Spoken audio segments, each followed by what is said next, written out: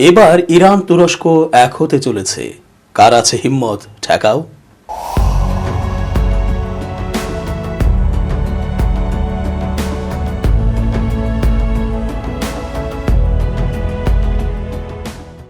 আসসালামু আলাইকুম সুপ্রিয় বন্ধুগণ, শুভেচ্ছা নেবেন।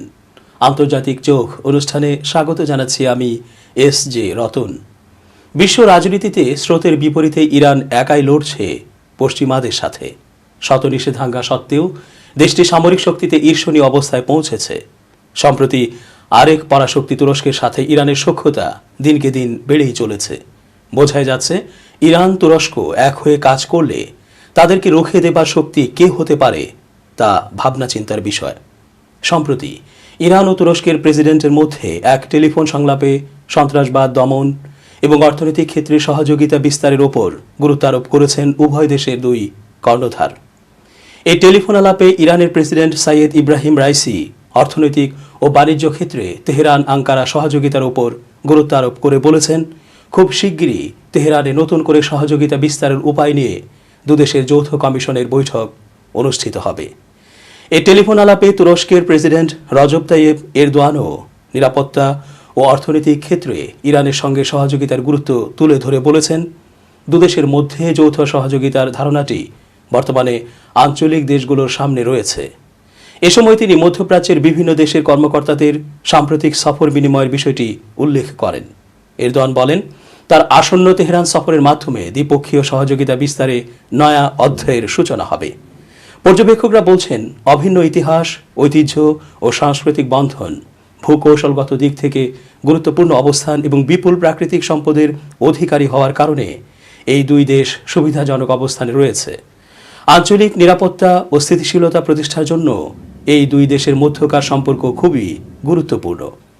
ইরানের পররাষ্ট্রনীতিতে প্রতিবেশী দেশগুলোর সঙ্গে ঘনিষ্ঠ সম্পর্ক প্রতিষ্ঠাকে অগ্রাধিকার দেওয়া হয়েছে। বর্তমানে সন্ত্রাসবাদ সহ এ অঞ্চলের বহু সমস্যার মূল কারণ হচ্ছে বিদেশিদের হস্তক্ষেপ। তাই বাইরের হস্তক্ষেপ ছাড়াই আমাদের নিজেদেরকেই আলোচনার মাধ্যমে আঞ্চলিক সমস্যার সমাধান করতে হবে বলে তেহরান মনে করে। এ কারণে ইরান ও তুরস্কের কর্মকর্তারা সাম্প্রতিক মাসগুলোতে ব্যাপক কূটনৈতিক তৎপরতা চালিয়েছেন। তারা আঞ্চলিক শান্তি ও নিরাপত্তা প্রতিষ্ঠার পাশাপাশি দ্বিপক্ষীয় বাণিজ্য সম্পর্ক বৃদ্ধির উপায় নিয়েও কথাবার্তা বলেছেন। এর আগে তুরস্কের প্রেসিডেন্ট এরদোয়ান এশকাবাদে অর্থনৈতিক সহযোগিতা বিষয়ক জোট ইকোর শীর্ষ সম্মেলনের অবকাশে ইরানের প্রেসিডেন্ট রাইসির সঙ্গে সাক্ষাতে মিলিত হন। ওই সাক্ষাতে তুরস্কের প্রেসিডেন্ট ইরানের সঙ্গে দ্বিপক্ষীয় ও বহুপক্ষীয় সহযোগিতা বিস্তারের ওপর গুরুত্ব আরোপ করে বলেছেন, অর্থনৈতিক ক্ষেত্রে আমরা সহযোগিতাকে বহুদূর পর্যন্ত এগিয়ে নিতে পারি।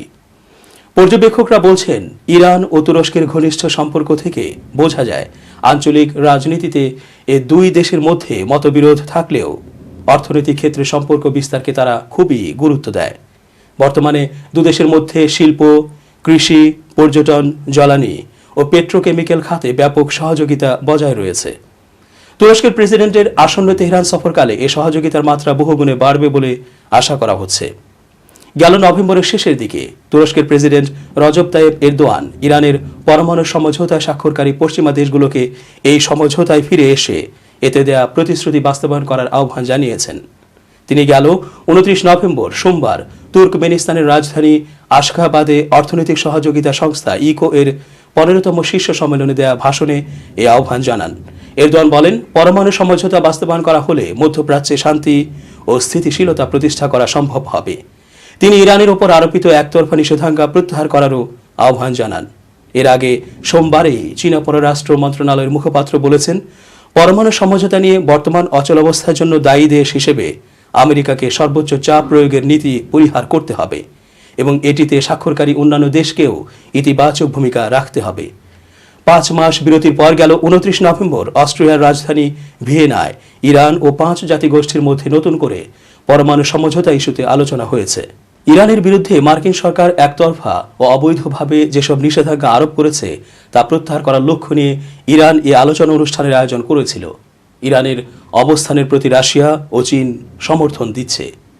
পরমাণু সমঝোতার কোনো পক্ষ না হওয়ায় আমেরিকা আলোচনায় সরাসরি যোগ দেয়নি। সমৃদ্ধ ইতিহাসের উত্তরাধিকার মধ্যপ্রাচ্যের প্রধান দুই আঞ্চলিক শক্তিধর দেশ অনারব তুরস্ক ও ইরান এখন বৈশ্বিক আলোচনার দুই প্রধান কেন্দ্র। ইরান হল শিয়া মুসলিম সংখ্যাগরিষ্ঠ থিওলজিক্যাল গণতান্ত্রিক ইসলামী রাষ্ট্র। অন্যদিকে তুরস্ক সুন্নি মুসলিম সংখ্যাগরিষ্ঠ শাসনতান্ত্রিকভাবে উদার সেকুলার গণতান্ত্রিক রাষ্ট্র। প্রথমটি ইতিহাসখ্যাত পারস্য সাম্রাজ্যের উত্তরাধিকার আর দ্বিতীয়টি উসমানীয় খেলাফত খ্যাত তুর্কি সাম্রাজ্যের আধুনিক উত্তরাধিকার। প্রথমটি রাজতন্ত্রের অধীনে দীর্ঘকাল থেকে 1979 সালে ইসলামী বিপ্লবের মধ্য দিয়ে এক ধরনের গণতন্ত্র ও ইসলামী থিওলজির মিশেল শাসন ব্যবস্থায় এখন পরিচালিত হচ্ছে। দ্বিতীয়টি প্রথম বিশ্বযুদ্ধের পর খেলাফতের অবসান ঘোষণা করে এবং মোস্তফা কামাল পাশার উগ্র সেকুলার শাসনে বিংশ শতকের পৌনে এক শতাব্দী শাসিত হয়েছে। 2002 সালে রজব তাইয়েব এরদোয়ানের নেতৃত্বে justice and development party AKP ক্ষমতায় আসার পর নতুন এক শাসনধারার সূচনা হয় তুরস্কে। 2021 সাল পর্যন্ত তুরস্কে শাসনতান্ত্রিকভাবে সেকুলার শাসন বজায় থাকলেও খেলাফত আমলের প্যান ইসলামিজম ধারা প্রবলভাবে এখন দৃশ্যমান হয়ে উঠেছে।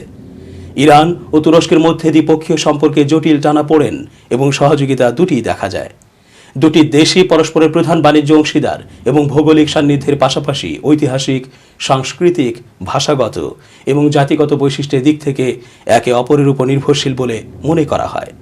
বৃহত্তর ইরানি নৃগোষ্ঠী কুর্দিরা তুরস্কের আর তুর্কি বংশোদ্ভূত গোষ্ঠী আজারবাইজানিরা ইরানের দ্বিতীয় বৃহত্তম জাতিগোষ্ঠী। দুটি দেশই একসময়ের উল্লেখযোগ্য সভ্যতা ও সাম্রাজ্যের উত্তরাধিকার, আর এখন উভয়ই বিভিন্ন ছায়াগোষ্ঠীকে সমর্থন দিয়ে মধ্যপ্রাচ্যে প্রভাব বিস্তারের জন্য লড়াই করছে। তুরস্ক ও ইরান এমন দুই প্রতিবেশী দেশ যাদের মধ্যে নির্ভরতা, সহযোগিতা এবং প্রতিযোগিতা তিনটি বিষয় সমান্তরালভাবে দৃশ্যমান। প্রতিবেশী দেশ হিসেবে অর্থনৈতিক ও বাণিজ্যিক ক্ষেত্রে নির্ভরতা দুই দেশের মধ্যে ঐতিহাসিক কাল থেকে চলে এসেছে। দুই দেশই মানচিত্রের বাইরে যখনই অভিন্ন স্বার্থের বিষয় এসেছে তখনই একে অপরকে সহযোগিতা করেছে, আবার যখনই কৌশলগত স্বার্থের সংঘাত এসেছে তখনই একে অপরের বিরুদ্ধে অবস্থান নিয়েছে। সিরিয়া, ইরাক, আজারবাইজান, এমনকি লিবিয়া বা আফগান ইস্যুতেও দুই দেশের নীতি পদক্ষেপে পার্থক্য দেখা গেছে। তবে এসব বিষয় প্রক্সি সংঘাতের মধ্যে সীমিত থেকেছে, প্রত্যক্ষ লড়াই পর্যন্ত গড়ায়নি। মধ্যপ্রাচ্যে বিপরীতমুখী স্বার্থ সংঘাতের পাশাপাশি অভিন্ন কিছু নীতি পদক্ষেপ দুই দেশকে নিতে দেখা গেছে, যার লক্ষ্য মূলত ইসরায়েল। ইরান বৈধ রাষ্ট্র হিসেবে স্বীকৃতি দেয় না ইসরায়েলকে। রাজতন্ত্র শাসনে রেজা শাহের সাথে কূটনৈতিক ও কৌশলগতভাবে গভীর সম্পর্ক থাকলেও আয়াতুল্লাহ খোমেনির নেতৃত্বে বিপ্লবের পর ইসরায়েলের সাথে ইরান দৃশ্যমান কোনো সম্পর্ক রাখেনি, বরং ইরানি পরমাণু কেন্দ্রে হামলা, বিজ্ঞানীদের হত্যা এবং ইরানি ছায়াশক্তিগুলোকে নিশানা বানানোর ঘটনায় দুই আঞ্চলিক শক্তির মধ্যে সর্বাত্মক বৈরী সম্পর্ক প্রায়ই প্রকাশ পায়। ইসরায়েলের প্রধান প্রতিপক্ষ ফিলিস্তিনি প্রতিরোধ সংগ্রামীদের সাথেও রয়েছে ইরানের গভীর সম্পর্ক। অন্যদিকে আধুনিক তুরস্কের প্রতিষ্ঠাতা কামাল আতাতুর্ক ও তার উত্তরসূরি সরকার ইসরায়েল প্রতিষ্ঠার পর থেকে দেশটির সাথে সম্পর্ক বজায় রেখেছে। 2002 সালে একে পার্টি ও তার আগে নাজমুদ্দিন আরবাকানের নেতৃত্বে রাফা পার্টি ক্ষমতায় থাকাকালেও ইসরায়েলের সাথে কূটনৈতিক সম্পর্ক ছিন্ন হয়নি। তবে গাজা অবরোধ ভেঙে উপত্যকাটিতে ত্রাণ সহায়তা নিয়ে যাওয়া তুর্কি জাহাজে ইসরায়েলের হামলার পর দুই দেশের কূটনৈতিক সম্পর্ক ভেঙে পড়ে। ইসরায়েলের সাথে আরব ও মুসলিম দেশগুলোর সম্পর্ক স্বাভাবিক করার বিষয়ে ইরানের মতোই তীব্রভাবে বিরোধিতা করেছে তুরস্ক। দুই দেশই একই মাত্রায় বিরোধিতা করেছে জেরুজালেমে ইসরায়েলের রাজধানী স্থাপন এবং গাজায় সামরিক অভিযানের ব্যাপারে। তবে ইসরায়েলের বিরুদ্ধে ফিলিস্তিনি প্রতিরোধ সংগ্রামীদের ইরান সামরিক সহায়তা দিলেও তুরস্ক দিয়েছে কূটনৈতিক, মানবিক ও অর্থনৈতিক সহায়তা। ইরান ও তুরস্ক দুটি দেশই আঞ্চলিক এমনকি বৈশ্বিকভাবে প্রাধান্য বিস্তারকারী শক্তি হিসেবে আবির্ভূত হওয়ার উচ্চাকাঙ্ক্ষা লালন করে বলে মনে করা হয়। ইরান পারস্য সাম্রাজ্যের পরবর্তী গৌরবোজ্জ্বল সময় ফাতেমি খেলাফতের প্রভাবের পুনরুজ্জীবন, আর তুরস্ক ওসমানীয় খেলাফতের প্রভাবের অধ্যায়টি নতুন বাস্তবতার পরিপ্রেক্ষিতে ফিরে পেতে চায় বলে মনে হয়। তবে দুটি দেশের ভৌগোলিক অবস্থান, ধর্মীয় ও জাতিগত বিশ্বাস আর বাস্তবতার কারণে প্রভাব বিস্তারের কৌশল ও পথ বেশ ভিন্ন। ইরান বিশ্বস্ত ছায়াশক্তি হিসেবে ব্যতিক্রম ছাড়া শিয়া ধর্মমতের মুসলিম জনগোষ্ঠী ও অঞ্চলকে বেছে নেয়। লেবাননের হিজবুল্লাহ, ইয়েমেনে হুথি আনসারুল্লাহ অথবা ইরাকের মিলিশিয়া গোষ্ঠীগুলো শিয়া ধর্মমতে বিশ্বাসী। এর বাইরে শিয়া প্রধান অঞ্চল ও দেশগুলোর যেখানে ধর্মীয় চেতনা প্রবল নয়, সেখানে ধর্মীয় সক্রিয়তা তৈরি ইরানের বর্তমান শাসনের অন্যতম কৌশল। একই সাথে সুন্নি ধর্মমতে বিশ্বাসীদের শিয়া ধর্মমতে নিয়ে আসার একটি প্রকল্প রয়েছে তেহরানের। শিয়া ধর্মমতের বিস্তার ও এর অনুসারীদের সংগঠিত করার বিষয়টি শিয়া ইমামরা ধর্মীয় দায়িত্বের অংশ হিসেবে পালন করেন। তবে এর পাশাপাশি এই উদ্যোগের একটি কৌশলগত দিকও রয়েছে, যার প্রধান লক্ষ্য ইরান কেন্দ্রিক একটি শিয়া প্রধান শাসন বলয় সৃষ্টি করা। তুর্কি উসমানীয় খিলাফত পরিচালিত হতো সুন্নি ধর্মমত ধারণ করে। এ সাম্রাজ্যের মধ্যে তুর্কি ও আরব জাতিগোষ্ঠীর মুসলিম অঞ্চল ছাড়াও বলকান ও পূর্ব ইউরোপের কিছু এলাকা অন্তর্ভুক্ত ছিল। এটি প্রথম বিশ্বযুদ্ধের পর লুজান চুক্তির মাধ্যমে ভেঙে পড়ে। তুর্কি খিলাফতের উত্তরাধিকার রাষ্ট্র তুরস্কের প্রতিষ্ঠাতা কামাল আতাতুর্ক খিলাফত ব্যবস্থার অবসান ঘোষণা করে ধর্মনিরপেক্ষ তুরস্কের নতুন অভিযাত্রা শুরু করেন। এরপর তুর্কি রাষ্ট্রের সাথে ইসলামী ধর্মমত ও দৃষ্টিভঙ্গির এক প্রকার দেয়াল তৈরির চেষ্টা হয়। তবে এরপরও ৬০০ বছরের উসমানীয় খিলাফতের সময় যে ধর্মবিশ্বাস ও সংস্কৃতি লালিত হয় তার গভীর প্রভাব তুর্কি সমাজে থেকে যায়। কামাল পাশা তার সময় তুর্কি ভাষার আরবি অক্ষরকে রোমান অক্ষর দিয়ে প্রতিস্থাপন, অনেক ক্ষেত্রে ধর্মীয় আনুষ্ঠানিকতার ক্ষেত্রেও আরবিকে তুর্কি ভাষা দিয়ে বদলে দেয়া, ধর্মীয় অনুশীলনকে রাষ্ট্রীয় কর্মকাণ্ড থেকে বিদায় করে পাশ্চাত্য জীবনাচরণকে তুর্কি সমাজ জীবনে ফিরিয়ে আনার চেষ্টা করেন। আর সামরিক বাহিনীকে উগ্র ধর্মনিরপেক্ষতার রক্ষকের ভূমিকায় নিয়ে আসেন। তুরস্ক ইরানের সম্পর্কে নানা সময় উত্থান পতন লক্ষ্য করা যায়। ২০১৭ সালের জানুয়ারি থেকে সিরিয়ার গৃহযুদ্ধের সমাধানের জন্য আস্তানা আলোচনায় ইরান ও রাশিয়ার সাথে ঘনিষ্ঠভাবে কাজ করেছে তুরস্ক। ২০১৭ সালে কাতার কূটনৈতিক সংকটের সময় ইরানের সাথে তুরস্কের সম্পর্ক আরও উন্নত হয়। সেখানে সৌদি আরব ও সংযুক্ত আরব আমিরাতের সাথে বিরোধে কাতারকে উভয় দেশই সমর্থন করে। ২০১৭ থেকে ২০১৮ সালে ইরানি বিক্ষোভের সময় ইরানের অভ্যন্তরীণ বিষয়ে হস্তক্ষেপের অভিযোগ এনে তুরস্ক, যুক্তরাষ্ট্র ও ইসরায়েলের নিন্দা জানায়।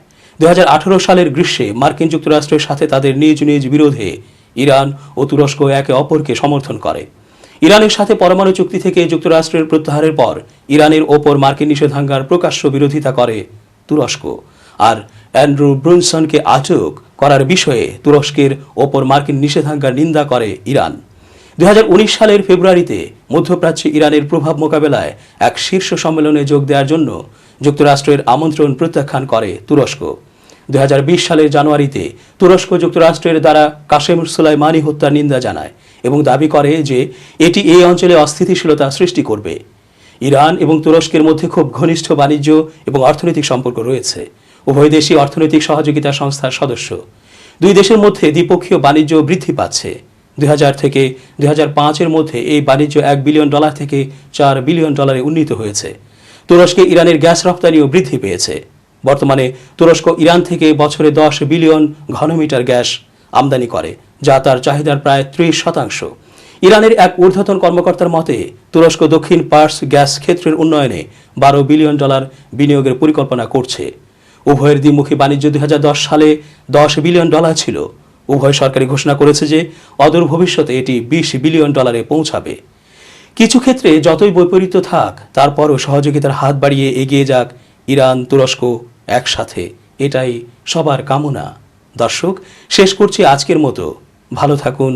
আল্লাহ হাফেজ।